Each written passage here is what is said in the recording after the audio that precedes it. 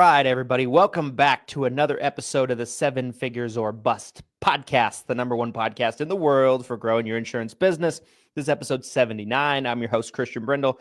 I'm joined as always with my co-host, Glenn Shelton. And this morning, we have a special guest virtually in the building. We have Sarah Rueppel from Ritter Insurance Marketing, the host of the Agent Survival Guide podcast that they've been doing for a long time, pioneered, if you will, insurance agent specific podcast. So Sarah, welcome to the show. Thank you for being here today. Thank you so much for having me. That was quite an introduction there. I hope I live up to the hype. Absolutely. So off camera, right? We're talking a little bit about Glenn's friend that hovers behind him every show. And you mentioned there was probably an origin story there. I thought maybe we'd start the show this morning by kind of walking through that, because I'm sure a lot of the viewers don't know the origin story either. So I'll since it's Glenn's thing, it's his friend. It's his friend. My friend. I'll let him I like to think we're coworkers. We're peers. We work together every day. When I first heard he was being nominated, Dr. Oz, for CMS administrator, I was thinking, again, since it's like C-list celebrity status, I was like, there has to be potentially something that I could put in my office, like a cardboard cutout. I grew up watching his show. I was a kid. My mom would watch Oprah, so I would catch him on TV. So it was kind of fascinating to me that he was going to potentially become our next CMS administrator. So, the only logical thing I could do was immediately find a cardboard cutout and get it shipped to me. And yeah, the only logical thing to do, and have him up here behind me. And maybe one day, you guys, this could lead to Dr. Oz being on the show. That's my hope, is that one day we actually get the actual real life Mehmet Oz here on the show to talk with us. So we'll see where that goes. But that is the origin story of Dr. Oz. You have to shoot your shot sometimes. Sometimes you just have to put it out into the universe, and Yes. Oh, that's exactly it. So Sarah, to start off, for anybody that might not be familiar with your podcast or with Ritter, somehow not familiar with Ritter in our space, can you talk a little bit about kind of what you do with Ritter, what you do over there, and kind of what your title is? Sure. So my official title here is I'm a digital content producer. I actually started as a copywriter here. And Ritter Insurance Marketing is a national FMO, field marketing organization, in mainly the Medicare space. We kind of have branches into other product lines, but mainly we do focus on the senior insurance industry. So the Agent Survival Guide podcast was actually born out of a newsletter that was a bi-monthly newsletter that our marketing team put out that I believe it had 3 articles and a white paper in it. And we did that for a little bit. Saw a really great response from that. So that turned into, okay, let's put this on a blog. Then that turned into, well, we have this blog. Have we ever thought of having just an auditory component to it where you can sort of listen to the article, kind of similar to what The Atlantic was doing at the time? Mm-hmm. And then I think in my original proposal, I had said, it'd be really cool if we could eventually develop this into a podcast. And it just kind of made sense to make the jump to a podcast, because really that's what we were doing by having the audio companion to the blog. So we launched the podcast in fall of 2017, and we have not really looked back since. It's been close to, I think, over 1,000 episodes now. Wow. And there are so many people that are just not even seen, that are behind the scenes. We have a team of really talented copywriters, designers. I have an assistant who works with me. We have a video team that works on a lot of our stuff. And then, of course, we have the experience of our sales team here. We have Craig, who we're putting his information in here a lot of times. Craig Ritter is the CEO here at Ritter Insurance Marketing. And if you've ever heard him speak, he is a wealth of knowledge on the Medicare industry, really the insurance industry as a whole.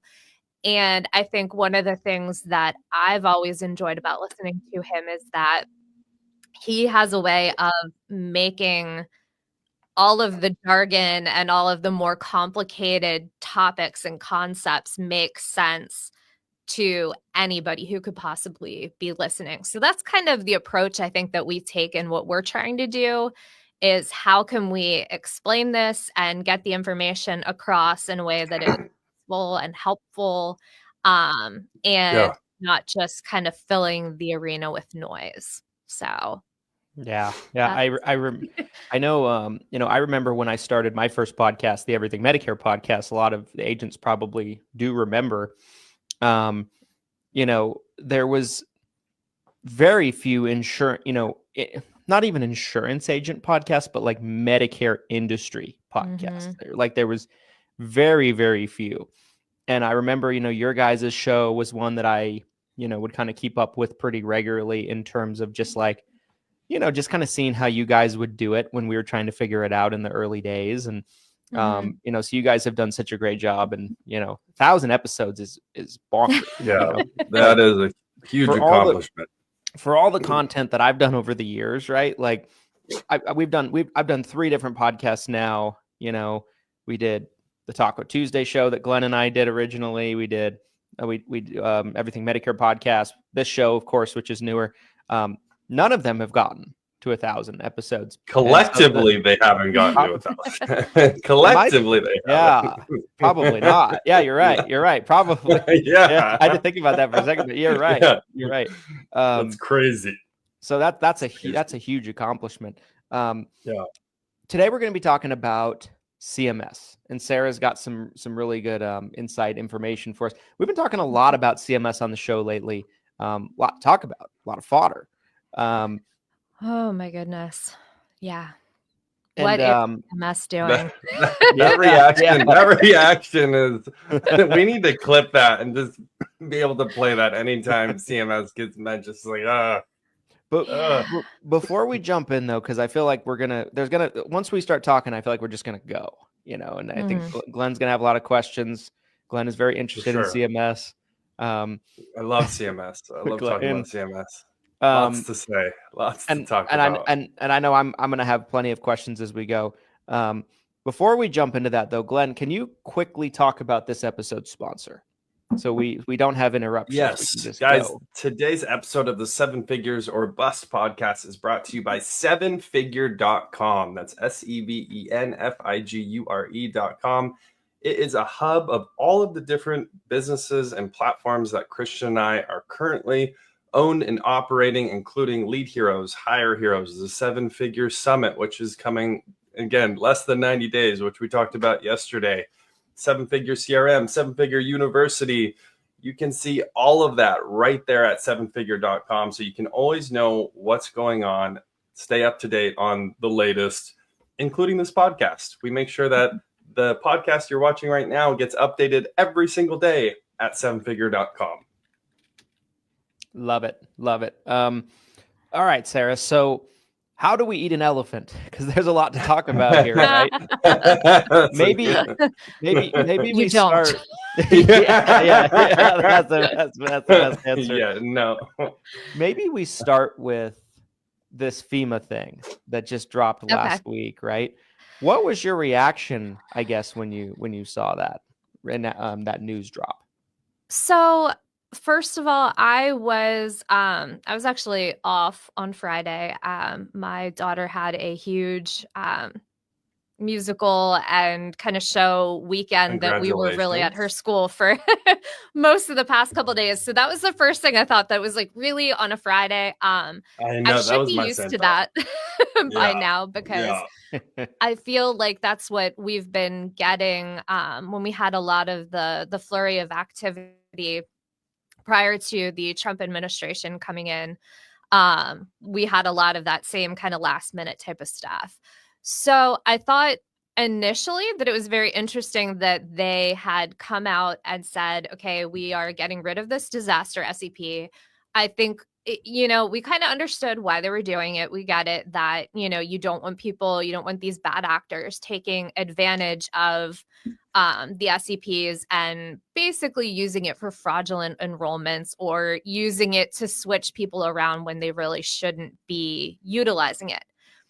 However, taking that and then rescinding it when it was going to go into effect, 2 weeks later, if it even is 2 weeks until then, some of the carriers had already made changes to their applications. A lot of places, we had talked about it on the podcast. We had published a blog post about it. So it's just interesting to me that that's what we're doing now. Right. This is what we're doing now. Yes. And so I have said on the show a lot this year that the last basically 4 years of CMS decisions have kind of been unprecedented. Like, is that a stretch? I don't think so. I think that there are a lot of decisions that have been made that I understand what they're trying to do. I understand that making changes to the industry is complicated because of how many different pieces of legislation you would need to write in order to fix things. Right. But I'm not sure that the way that we're going about things is necessarily the way to fix what is being deemed as broken. Yeah. Yeah. We were talking off camera before we started a little bit about CMS taking actions against certain agents. And that's something that we have not really talked about on the show at all. And, I feel like that would be a super interesting place to pivot into this. Like, can you talk about that a little bit? Like, explain what's going on and kind of what you guys are seeing on your end with CMS. So what they're basically looking at is that there is a new standard for proof of termination. And what they're looking for now, they're calling it this preponderance of evidence. And this particular standard means that evidence indicating a fact is more likely true than not. If you understand that, that's great, because I don't. But one of the things that we were kind of discussing, like you said, off camera, was the fact that it just reminds me of this difference in authority when it comes to policing, where you have probable cause versus reasonable suspicion. And who does the authority really lie with when it comes to, how you're going to be able to prove that, hey, this is, maybe the intention wasn't there, that I didn't think I did this thing that requires, such a burden of, termination. That's really, that's quite a large leap to go from, okay, you can do something wrong and maybe you would get a fine, maybe you would get a slap on the wrist, maybe you would get a warning. But to say that now they have such an ability to be able to terminate agents, that is, quite frankly, terrifying. I would be afraid of that for sure. So, yeah, Great. That's great. I don't. The other thing is how much of this is actually going to really be included in the final rule, because, like you had said, we have like this, think you had said that it has been historically, we're doing some things that we have not done before. The final rule was always designed to be final. But now it's like, okay, well, just kidding. I don't I don't really know. I mean, how do you go back and say, okay, well, we're not going to enforce all these things? It's a very chaotic way of dealing with rules and regulations in the industry that do have a real impact on the people who are selling. Kind of reminds me of when, we didn't get the final rule until, a couple Right. days before we're supposed to implement all of these requirements. Right. Yep. It is wonderful to think that we can implement immediately and that we have the technology to kind of pivot as quickly as we need to. And I think we can pivot more quickly than we used to in the past. But we do need time to be able to adapt. We need time as agents to come up with, our sales presentations and how we're going to present this information to the people who CMS is trying to protect. So it's kind of, I think we need a balance there. Yeah, absolutely. So there's a million questions swimming through my head. Before I do that, before I start, just spouting them off, Glenn, thoughts about what we just heard about? Because I've heard this quite a bit, right? About things happening about agents basically being terminated from the CMS level, not even necessarily the carrier level, but from the CMS level. And maybe it's like without a whole lot of explanation. Maybe it's without a whole lot of like evidence about what they're being accused of. It's like, we talked yesterday on the show about misunderstandings when it comes to allegations, right? Like a lot of allegations end up being miscommunication, misunderstanding. Someone's a client forgets. Maybe they're even pressured by another agent to file an allegation when there shouldn't be. What is your thoughts as you kind of hear that? And I'm sure you've heard some of this stuff as well. I have heard. I guess what I'm surprised to hear is that it seems like CMS is wanting to get more involved, because my understanding, again, from the termination side, is that this would be more on the carrier side when it comes to contract terminations.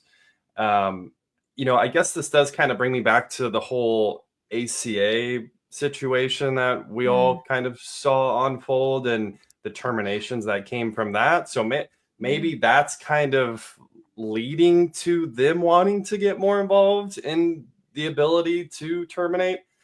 Man, it seems like you're going to need an attorney, though. Like, just listening to, the preponderance of evidence around the fact, like, get ready to lawyer up, I guess, if you get any type of complaint lodged against you at the CMS level. I mean, it's scary. It gives me Big Brother 1984 vibes. It's not the type of,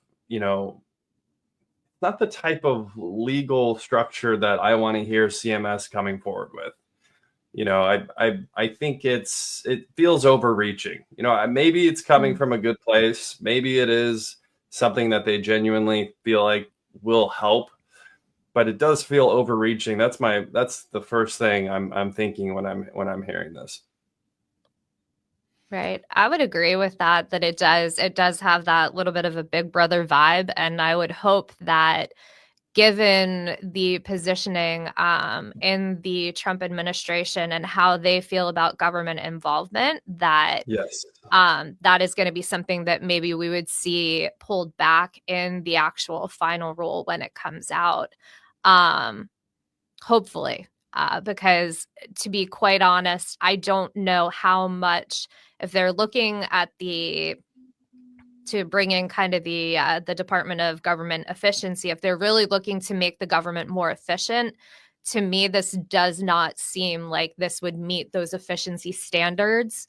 That it seems like it should be something that really should be handled by the carriers, that they would have more of an understanding. Right.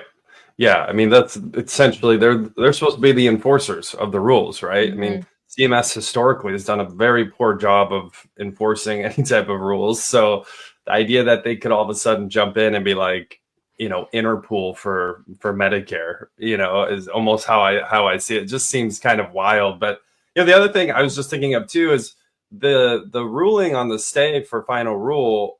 The judge, again, from what Christian and I were told previously, is that we would hear by the end of March. And here we are. We're just a few days away from the end of March, and I haven't heard anything at all. It's been mum is the word. Wow. So curious to know when we'll hear the judge finally, rule on that. Right. And that's something that, I as much as this probably is outing myself as a complete and total nerd, I typically go to the CMS newsroom website, and I will hit refresh and F5, Control R, all of that. So it was funny when that initially happened after the Trump administration took office, and like everything disappeared from the CMS newsroom.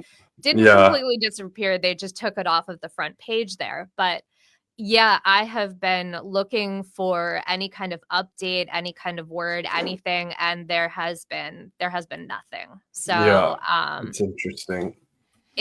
I think we all have our ideas about what's going to potentially happen.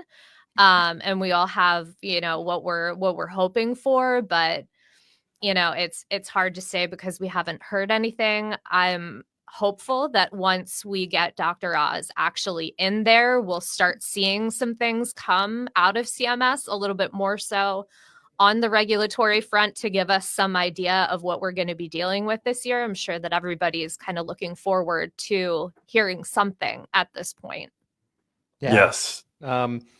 So you mentioned this year's final rule. And I think what you said earlier was so, just spot on. Like historically, final rules have meant to be final, and they've turned into almost like this yearly occurrence. Like it's like Thanksgiving.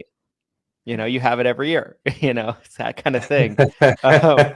And we had this proposal. We had the proposal come out Q4 of last year, right? For this upcoming final rule. What my interpretation of it was insanity. Changing the definition of communication, kind of like blurring the lines a little bit between communication versus marketing. Right. What can you share with us about like what you're hearing about that, if anything, kind of what your view on it was when they dropped it, and if there's any expectation of what we could expect for final rule of this year, and again, it could be who knows, right? It could be like, got to wait for new dad to get in and do what he does. New dad. Daddy. Yeah.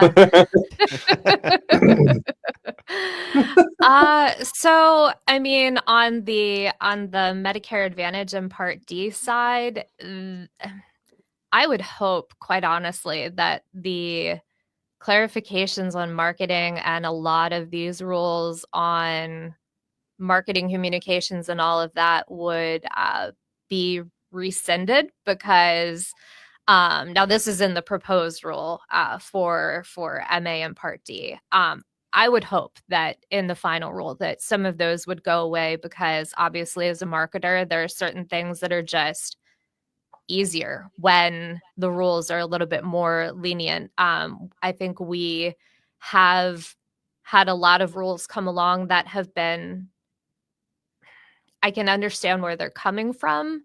Right. And I do like how you said, Glenn, that, you understand that a lot of this is probably coming from good intentions, Right. but is the application of that intention the right application? Right. Not really so sure, because I feel like people aren't as dumb as CMS is maybe making them out to be. I do not think, and I'm trying to remember who I was even chatting with around this issue, but I think historically we've looked at seniors and said, oh my goodness, we need to protect them. We need to keep them safe. And I do think we need to protect them. I think we need to keep them safe, but I also think that they do not need to be coddled. I think they are a lot smarter than we give them credit for. And I think there are other ways to make sure that they have the education that they need in order to make an informed decision, other than maybe all of this policing around what we're doing. Because I think that in the end, it requires a lot more effort, a lot more money, a lot more time than it's really worth in the end to offset what they're trying to actually do. So some of the things that they had in here, I don't think are necessarily a bad thing, like talking about, checking for beneficiary eligibility for extra help or like the low income subsidies, explaining about how MedSup enrollment works after you've gone into an MA. Some of these things are things that, quite honestly, agents are probably already doing, at least agents that are worth their salt. Yeah. Pausing for beneficiary questions. You should be answering their questions. You should be asking them if they have questions. Yep. That is responsible sales. So while I do see that some of these things I see the intention and understand the intention, there's just a lot here that, quite frankly, I don't know that CMS needs to be going this deep here. I think they could probably, their efforts could be served elsewhere a little bit better. It does bring, to question, like when thinking of the average senior, I feel like sometimes we put this image in our head of, someone in a wheelchair who is 80 years old and Helpless. Yeah, it's just totally helpless. And then I'm thinking about like my parents, Right. who are, a little bit younger on the side of Medicare age, but still like they are very competent and they can make decisions for themselves and they can still take care of themselves. Like I do think there is a I don't even know, an image problem or a branding problem. Some for whatever reason, it's almost like based on the conversation or the situation where we're putting forth this helpless senior. I think that is something that's really interesting, that's going on. One thing that I'm kind of curious about, and Sarah, I don't know if you know about this, but it's been something I've been thinking about a lot. Like, so we have an unresolved 2024 final rule, basically, right now. Is there a chance that we see the 2025 final rule before there's a resolution on the 2024 final rule? Like madness. No. I don't have that on my bingo card, but maybe I should. Like, is that even a possibility? Like, or do they just intertwine them into one big giant final rule, like 2024 / 2025, like part 1 and 2 of a disc? Yeah. What's the historic record for number of pages on a final rule? Because we might break it this year. There's a possibility. 10,000 pages. We'll just put so much legislation in there that no one will even read it, or everyone's breaking the rules to some degree. I would hope that they would. I mean, if it's hard to say because if you look at what they did with the ACA final rule, I would like to think that they would come out with a final rule that would address what was proposed at the end of 2024, that they would sort of address what they're not going to implement, maybe have it in 2 sections of like, here's what was proposed, what we were going to think about doing. This is what we're not doing. This is what we're implementing. And then these are the new things. And please color code them. Do something to make it a little bit more digestible. Yes. I will say whoever created the fact sheet for the ACA, they have gotten better at, I think, distilling some of that information down and making it a little bit less dense so that you don't have to dig quite so deeply, but I do still find myself having to go back to the full document to double check a few things usually.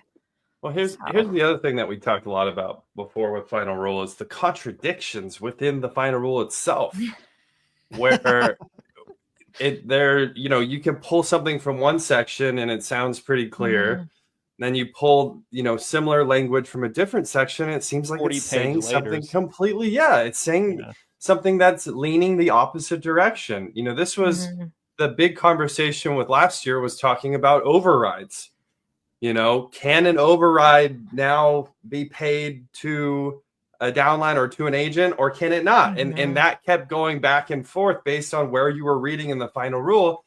And so then it's like, okay, well, I guess as an agency owner or as an agent, you just have to wait for the industry to kind of sort through it and see what the carriers are going to say. It's just absurd. It doesn't need to be this complicated. There's no way. There's got to be a better way.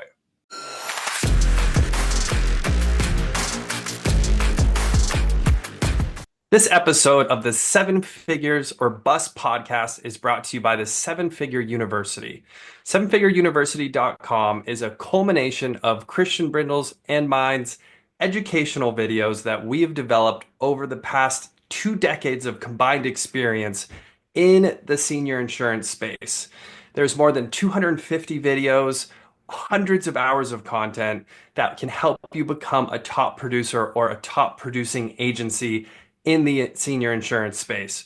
We're talking about videos of how to work with specific carriers, how to do different types of marketing, such as seminars or Facebook advertising, how to generate content in the niche to help grow your business, how to grow an agency, all sorts of things. There's so much value in this. It's unbelievable. Christian, what do agents need to know about 7 Figure University? 7 Figure University can best be thought of as an agency blueprint in a box that's put together for you that brings you step by step in every facet of building a successful 7-figure insurance agency and lays it out all in front of you so you can follow along. Whether you guys need help with marketing, whether you guys need help with branding, whether you guys need help with hiring, training, standard operating procedures, systems and processes, automation, you name it, it's covered in this course. Not only that, you get access to my weekly training calls every Thursday that go from January through the end of September on a week-to-week basis. And you can attend those live and ask questions live. And then, of course, the recordings are put into the university afterward if you can't attend it and make the live training. So there's just so much value. It's the gift that keeps on giving, and it's a great investment into your business to kind of keep you up to date on what's going on, but also kind of point you in the right direction in various things that you're struggling with. Some of the best training you'll be able to find, you guys, in one spot for one price. Go to 7figureuniversity.com and learn more. Let's get back to the show.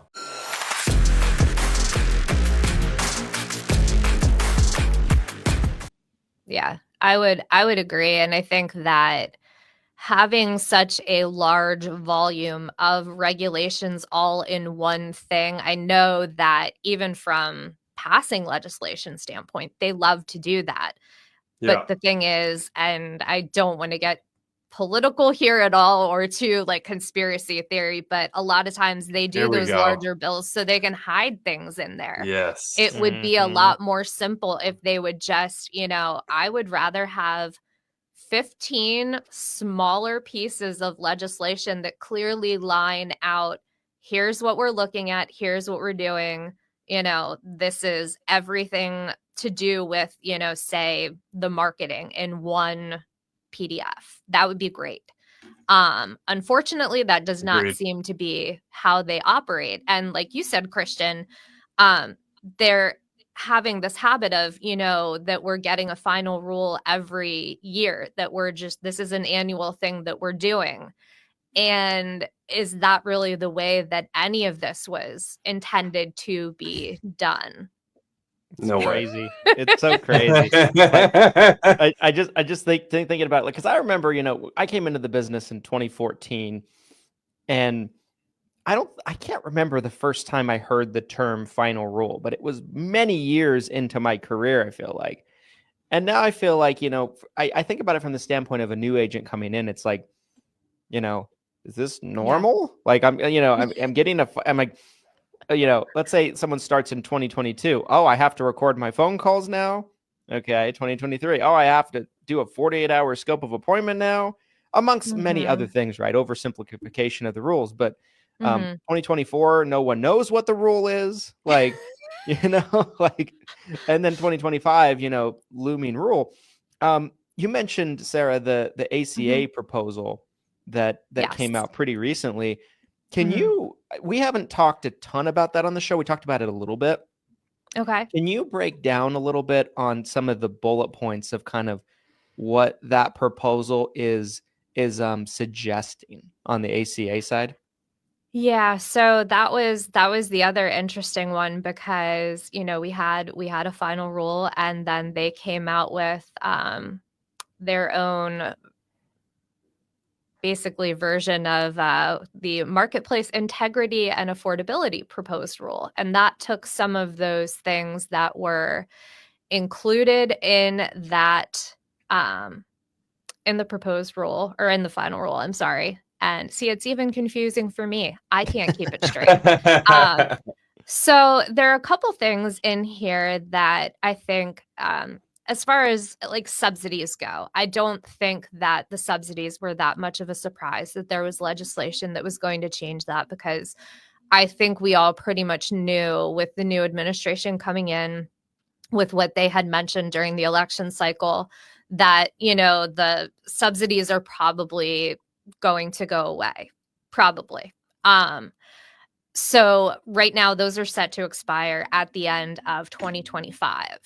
What they did was they got rid of the, basically, it's the return of the subsidy cliff, that previously you could qualify for the subsidies if you were making up to 400% of the federal poverty level. Now they are cutting that back down to 150% of the federal poverty level. So basically, a whole bunch of people are going to end up paying more for their health insurance. And whether or not they're going to keep that health insurance, TBD. We have no idea. So that's kind of one of those things. We talked about the DACA recipients, the Dreamers, not being able to enroll in a handful of states. Talked a little bit more about kind of the ideas behind CMS being able to go after agents who are breaking rules. Let's see. There's also the automatic re-enrollment. That was kind of interesting that they are switching around how they're going to handle those passive renewals, which, whether or not, I don't necessarily think that's a bad thing, because if you are really looking at enrollment as, we want people to be shopping every year, we want them to be making sure that they know what they're choosing, that their plan is a good fit for them, where they are at that time frame. I think some of that kind of makes sense, that you would want to have the most accurate picture of that person's health. Let's see. We also have the failure to file rules, that we're switching that from, if somebody fails to file information about their subsidies on their taxes, they're going back to only having 1 year to do it correctly, as opposed to having 2 years to do it correctly. Probably, I think the most interesting, and the rule that affects at least the Medicare side of things the most, is changing the length of the open enrollment period for ACA to end on December 15th rather than January 15th. That is really difficult. I think if you are an agent selling both Medicare and ACA plans, to have both enrollment periods really have, such an overlap to them. Yeah. Anything else you guys want to highlight that are the $5 a month, or the yeah. That was the renewal thing that you mentioned. renewal. Right? Yeah. So yeah, I feel like the things that got the most buzz, maybe buzz is the wrong word, the from hype. agents. The hype is real. The hype is not the word. But the most chatter, I guess, I saw about it from agents was definitely the change in the enrollment period. the change in the ability to do the year-round subsidy SEP, and the renewal portion of it. So my understanding, tell me if I got this right or wrong, for anybody that doesn't know. So basically, my understanding is the ruling states that, if you do not, let's say you have somebody that's getting a $0 premium on an ACA plan, their subsidies covering their entire plan premium, and they don't re-enroll during open enrollment, there's an extra $5 a month tacked on to what they have to pay. But if they re-enroll during open enrollment and basically have their plan shopped, then that isn't the case. Basically, it's almost like you're punished for not revisiting your plan during open enrollment. And so, like, if you have someone that's paying nothing, all of a sudden they're paying $5, and maybe they won't. A lot of times, some of those people might not be willing to pay that $5. It's, a lot of things there. I agree with you. I think there are some things in there that probably aren't the worst thing. At the very least, they're arguable in terms of, like, okay, maybe this is a pain, but you can see some positive side of it.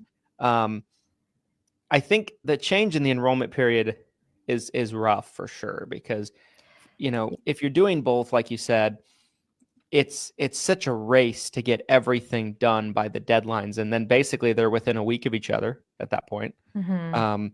That's tricky. That's rough. Yeah. And if you really want people to be in the business, guiding those that are trying to enroll, helping them to make the best possible decision. We already had the cut in the funding to the Navigators program. How much can you actually cut out before having it have a negative impact on the people who are trying to enroll? It's interesting. And I also, with this $5 addition for those who are passively enrolling, I'm curious how well that's going to be communicated to consumers and how much they're going to be. It won't. Because, think about, if you see a fraudulent charge on your credit card or whatever, you kind of automatically go, oh, that's not right. And you go in and you switch everything around, you get a new card number, all of that. Well, you're not going to go in and think to change your health insurance, because if you don't know that that's where the charge is coming from. Well, so Christian and I were talking about this, and I feel like it's just going to lead to a lot more policy lapses, because if they didn't even have their payment information, if it was a $0 policy and they weren't paying for it before, and then all of a sudden they have to pay for it, and it wasn't communicated to them why, all of a sudden, I think we're going to see a lot more people probably just lose their insurance from policy lapses. That would be my guess. It might be a small number, it might be a big number, but it would have to increase that. And I don't see how it doesn't. That's a good point. This is jumping around a little bit here, but to go back to the FEMA, the disaster SEP, and that was taken away. Now it's brought back on the Medicare side. I'm having a conversation with one of our Lead Heroes clients yesterday about this, and he was just kind of laughing at me. He's like, that was less than 3% of our enrollments last year. He's like, who cares? He's like, who cares? I don't care if it's here or it's gone. I don't care. I'm like, okay. I'm like, nobody cares, I guess. So, I thought that was an interesting take from this agent's perspective. But then the bigger one, which I feel like we've maybe talked a little bit on the show, Christian, about, I honestly can't remember. But the bigger one that this agent in particular was more focused on, that he feels like is going to make a bigger impact, is that this will be the first off season that we haven't had the duals or LIS, low income, being able to switch. Typically the rule previously is that they could switch once per quarter, right? And my understanding is that rule is gone away. So it's changed. That was their, that was the big one that he feels like is going to make a big impact this off season. And he acted like the disaster SEP was a joke and that it didn't matter whether it was here or there. He also mentioned something too. He said he felt like 50% of the time that code doesn't even go through. That was, which again, Christian and I, we've kind of had different thoughts and feelings on it. But I'm curious to know, specific to the duals and the LIS and not being able to switch once per quarter, I'd love to hear from both Sarah and you, Christian, on kind of your thoughts regarding that rule change. Yeah, I mean, I'll just quickly go first. On the FEMA thing, in terms of the percentage, I'm not going to comment on that. I have nothing to say. I have no comment there. I'm just here so I don't get fined. Marshawn Lynch over here. But no, I do agree that is a big thing. You know, I've seen it. A lot of our agents run into it, to where, like, you know, I felt like we did a pretty good job of communicating that it was coming, that was going on. And, you know, we sent out communications to our agents, but a lot of them don't read my emails, which, you know, so yourself included. So, you know, I've ran into several cases this year where an agent's like trying to do an app and they reach out. They're like, "What's the deal here?" And I'm like, "You can't do it." You know, and they're like, "What do you mean?" I'm like, "You can't do it. It's not the rule anymore." You know, can't do it. And so I would agree that I would think it's a more impactful, change than the FEMA thing, for sure. My biggest thing about the FEMA thing to me was not that it was going away. If they had said it was going away and it was just not usable at all, I probably wouldn't have cared that much. What bothered me the most was it's still usable if you go direct to Medicare. Right. And I'm like, that to me is where the problem lied, because I don't think it's ever a good standard to set, or, you know, kind of this door to open to where, you know, there's certain situations that people can change their plan, but they can't use an agent. An agent cannot assist them with that enrollment. That was my biggest problem of it. For sure. Not that I think a lot of business was going to be lost necessarily, because, like, it wasn't something that we were doing internally, and, you know, in terms of like the abuses of it, a lot of groups I'm sure were, and I've heard things that they were. But now on the Medicaid thing, yeah, I mean, it's not to say that people that are Medi can't change. It's just less people that fall into that bucket can change. So like the people that are fully dual eligible, they can change every month, is my understanding, if they're going from like DSNP to DSNP of that new rule. But like in the past, like if someone was LIS and that was it, and they weren't even Medicaid, or, you know, if they were partial Medicaid, like they could all change once a quarter. And that kind of created a situation where a lot of people in the off season, that was kind of like their off season marketing plan, if you will. So that's kind of my 2 cents on it. But I would agree, like, in terms of like just election period versus election period changing, I think that one's more impactful. To me, I had more of a problem with the FEMA thing about going directly to Medicare. That was what I did. Yeah, that totally makes sense. What do you think, Sarah? So there have been so many changes to the DSNPs. I think we have, that is one of the areas, I think, education-wise, that we have tried to focus on this year, is really pounding those webinars, trying to get agents to attend so that they really do understand what is actually going on, what can and can't be done, and to try and also, before you're trying to take that enrollment, make sure you're trying to figure out if they're actually eligible and able to switch before you even take the enrollment, because of how different it is. Because it is a lot different with the new rules that they've implemented, just from, you know, even going over the different types of DSNP plans that they have now. You know, you have the integrated ones, you can have a FIDE, you can have a HIDE, all of these different, like, this terminology. And quite honestly, it's a lot that I even have to like look at a table to keep myself straight and understand what I'm saying when it comes to it. So I think if agents are really concerned about how those changes are going to be implemented, there are a lot of different resources around that. You can either use the resources that are out there from either, one of our 2 resources that we have here. But also, if you have to make yourself a little cheat sheet to kind of help out with, color coding of what's going to be allowed, what's Absolutely. not going to be allowed. But yeah, it is pretty much you're allowed 1 change per quarter, except for the last quarter of the year. And that is if you're electing an integrated DSNP.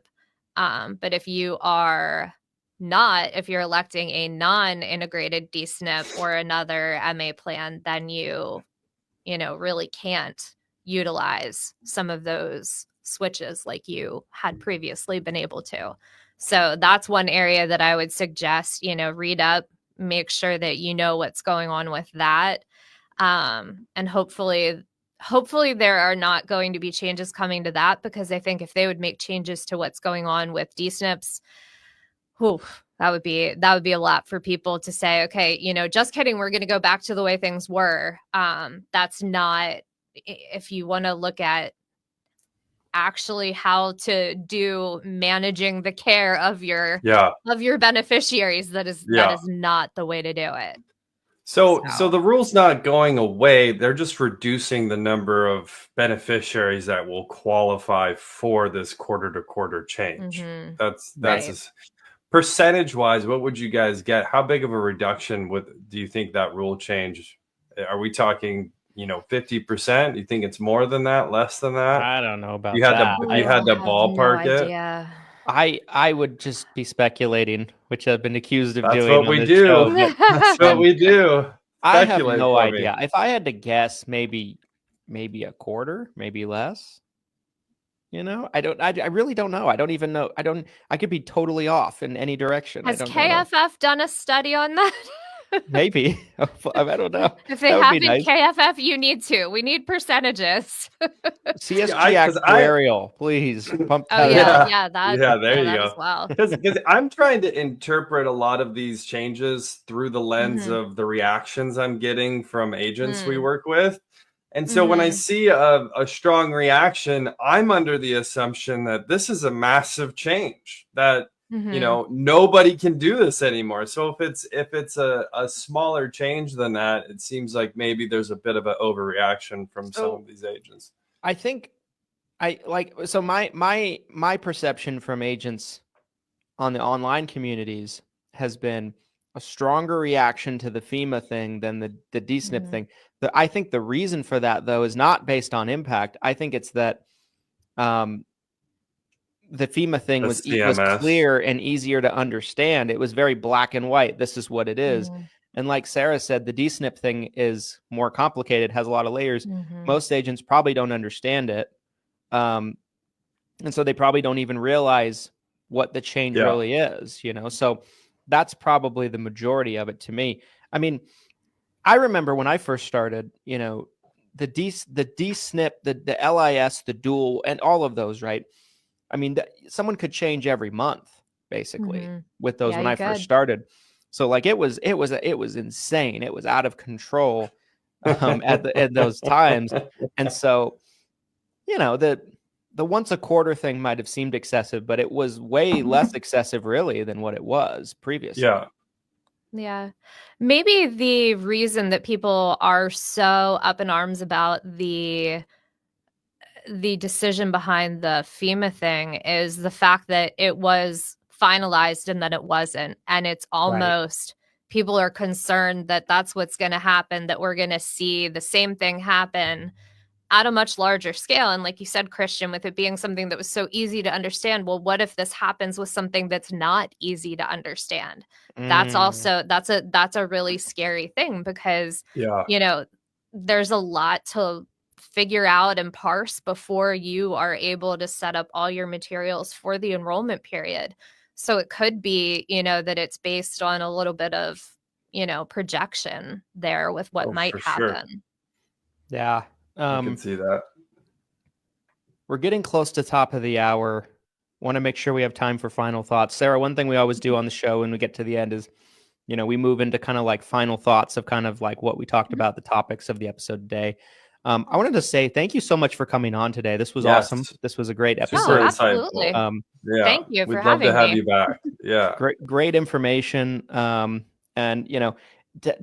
real quickly, just so I don't forget to mention it later, where can people find the Agent Survival Guide podcast? Where's the best place for them to find that if they wanted to listen more and to some of your insights? So you can find us basically wherever you get your podcasts. We are available on Apple, Spotify. Podbean is our host.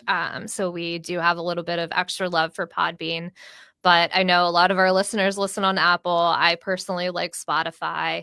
And then we're also, you can find our socials on Facebook. I'm on Instagram. You can find us on LinkedIn. And Threads and Blue Sky. So those are typically the platforms to see us on. And also we are on YouTube as well. So nice. I love it. Yeah, guys, highly recommend you go subscribe to the Agent Survival Guide podcast. The OG, as I call it, insurance agent training podcast. And you guys have done a great job and continue to do a great job. So yeah, it was great to have you on today. Final thoughts. Let's start with Glenjamin. What are your final thoughts on this episode 79? I think, we covered a lot of ground, and I feel like there's a lot more we could have gotten into. I think the ACA conversation alone, we probably had a lot more we could talk about. My final thoughts, you guys, I think figuring out a way that you can stay informed without driving yourself crazy is really important. Christian and I try to help you guys as much as we possibly can to stay informed with what's going on. So finding a source, whether if you're like Sarah and you're going to the CMS newsroom homepage and you're clicking refresh every 10 seconds, whatever you have to do, guys, whatever you have to do to stay informed, but it's this trying to find this middle ground of, being informed, knowing what's going on, knowing how you might need to pivot moving forward, but at the same time, not like losing your mind to the idea of all these rules. And so, I know it's this ongoing battle, but don't lose yourself to the idea of rule changes or new rules coming out, and try to really focus on helping the beneficiaries as much as you can, because that's what really matters the most. So again, great conversation today, and would love to continue this another time. I love it. Sarah, final thoughts on today's episode? I would actually echo a lot of what Glenn just said. So also thank you so much for having me here today. For sure. This is great being able to talk about this, because, normally I don't get to geek out over, CMS stuff or legislation or anything like that, and have people understand what I'm talking about. So that's been fantastic. But yeah, echoing what you said, Glenn, I think that don't lose yourself in the fear of what's to come. Focus on controlling the things that you can change and that you have the ability to have impact on, which is, you can learn all these things. You have the resources from different areas that are trying to do right by you. Two of those resources are on this call right now. And really, as much as I want you to read the news, and I would love for you to go and refresh, CMS's news page like you're getting concert tickets, it's a really good way to probably find. You're gonna give yourself a lot of anxiety if you do that. Yeah. I say find a resource like our Friday 5. We try in those episodes to really distill what happened in the week, so that there are 2 or 3 things there from the industry that you need to know about, but then there's, maybe 2 or 3 that are just completely fun. They're tech related. It might be movies coming out, things like that. So just give yourself some space from those things, and definitely focus on what you have the ability to control, And keep in mind that probably a lot of these things are going to be shifting with a new administration change, and that there are people who are lobbying on your behalf. I know that our CEO, Craig, has been down in DC talking with a lot of the legislators who are making these rules and things like that. So there are people lobbying on behalf of agents and from our perspective. So just take heart and focus on what you actually can control. I love that. And I totally agree. Yeah, guys, my final thoughts are, and I hate to sound like a broken record, but I agree with everything that Glenn and Sarah said. I think in any time, I think there's two kind of ways to handle these types of issues, right? I think being informed is an asset for you. Like you need sure. to be informed.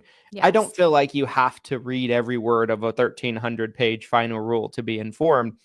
But paying attention to what's going on, like reading carrier emails on updates, reading updates from your FMO, right? Like watching our show, watching Sarah's show, like that's ways you can be informed.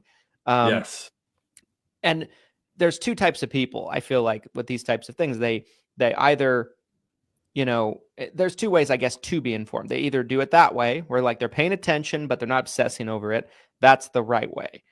Then there's the other type of person that they find themselves, I guess, paralyzed in a prism of fear, and it prevents them from doing anything in their business. Like I heard people last year that they were like, when the final rule came out, they're like, well, I'm just going to put my business on hold until this gets resolved. And I'm like, I hope you didn't do that, because you'd still be on hold if that's the case. Yeah. A lot of things are unresolved. Glenn and I were laughing the other day on the show because we saw someone that worked for an FMO literally post, like when the final rule dropped, like a day or two later, he's like, there's FMOs that are closing their doors today. And we're like, what? Like, wait, are you serious? Like, don't overreact. Sometimes you got to let some things play out. And, but I do think it's important to be informed. Like you don't want to put your head in the sand either. So I think the balance lies in the middle. And that'd be my final thoughts. All right, guys. We've reached top of the hour. Sarah, I want to be respectful of your time. Appreciate you guys for watching. If you're watching on a platform that allows you to do so, make sure to like, comment, and subscribe. Like on YouTube. We'd appreciate that. Give us a 5-star review on Apple Podcasts, and make sure to comment on the live stream to be entered into Freebie Friday in the Facebook group. Appreciate you guys. We'll see you on the next one. Wishing you massive success. And thanks for watching all the way to the end. Thanks, everybody.